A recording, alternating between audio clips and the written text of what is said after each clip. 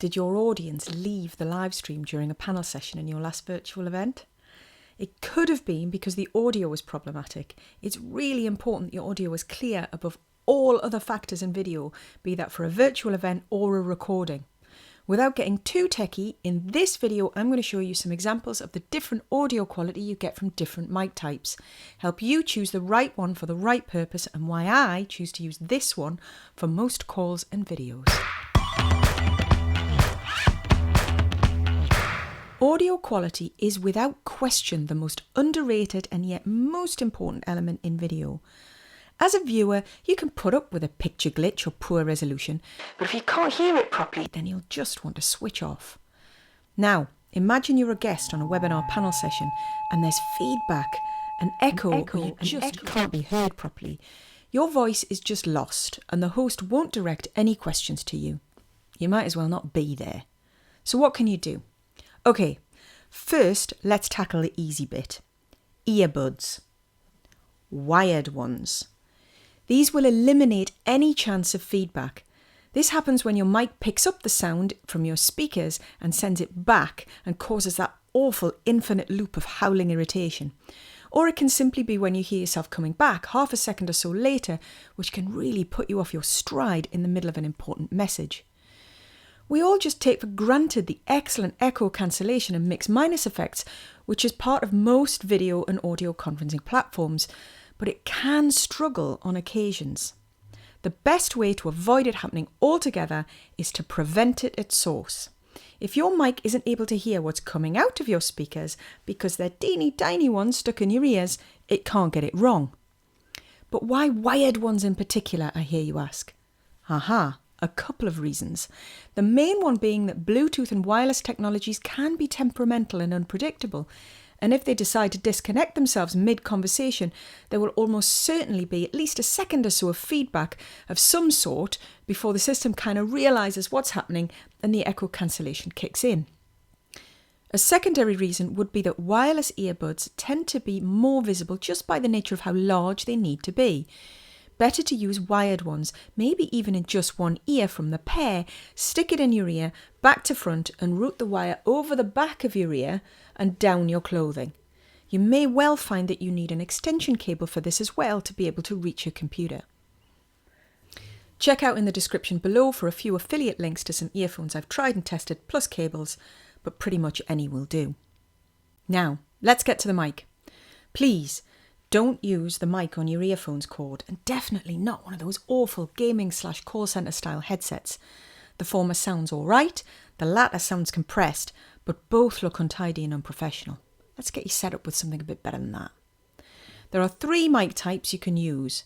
Now before I get into them, there is one general recommendation I want to make that would apply to everything I'm going to show you, and that is to go USB. I have found challenges with certain operating systems being resistant to allowing a mini jack mic being plugged into the headset port on a computer, which essentially then renders you deaf. It won't let you change the sound output in the speaker settings because it assumes there are earphones attached to that mic wire. This isn't a universal problem, but I have come across it rather frustratingly a few times over the last couple of years, and I've just decided that it's much easier to just use that port for output and not input too. So, the 3 mic types are a Lavalier, also known as a tie clip, a desktop podcast style mic, and a shotgun mic. Each of these mics has their pros and cons in different scenarios, so let's take a closer look, or rather listen. First up, the Lavalier. This particular model from Movo comes with a little external sound card to convert it from 3.5mm mini jack to USB. This makes it a pretty flexible product for other uses, for example, using it without the USB sound card to record straight into your phone. Now, the rule of thumb when positioning one of these mics is to clip it onto your tie or shirt placket if possible, down from your chin or your mouth at about the same distance as the call me hand gesture. Make sure it's not going to brush against any clothing or clink against jewellery, zips or badge lanyards. And please, route all the wiring through your clothing and keep it tidy where possible. It allows for good omnidirectional sound, so when you move your head around it isn't immediately affected. It will pick up some room noises, and if the doorbell rings while you're filming, don't forget that you're tethered. Of course, there are wireless Lavalier mics available too in various price brackets, but I am always a fan of a physical connection where possible. Next up, we've got the shotgun mic, so called because you should be pointing it where the sound is coming from. This could be from on top of your camera or mounted above your head on a boom just out of shot. These can vary vastly in quality and price, but this Deity mini shotgun mic is a great compact option providing excellent sound. Again, this will pick up some background noise, and with some types you'll need to remember to switch it on and check the batteries. But you won't end up yanking your laptop off your desk if you get up in a hurry because it's not attached to you. This sort of mini mic generally comes on a shock mount with a little cold shoe mounting foot that, if you've got the right kind of grip and stuff, you can easily use outside with your phone handheld. And if it's breezy, slip on this fluffy and it'll cut out all that wind noise whilst still hearing you. You can't be more than an arm's length away from it though. Finally, my personal favourite, and a style of mic which is definitely creeping more into corporate videos too, is the desktop mic, more commonly seen in podcasts or on game streams. Now for me, if I want to sound warm yet with authority with little to no ambient noise creeping in, I choose this every time. Without a shock mount, it can be susceptible to bumps and knocks though, and you do need to be that call me distance away from it for best effect. That means it will more than likely need to be in the frame. As I say though, this is now very much on trend for it to be seen, and there are certain mics which have become synonymous with podcasts and that look, or rather sound. Many of those though use a type of connection that isn't plug and play on a computer called XLR. They tend to run into the many hundreds of pounds to buy.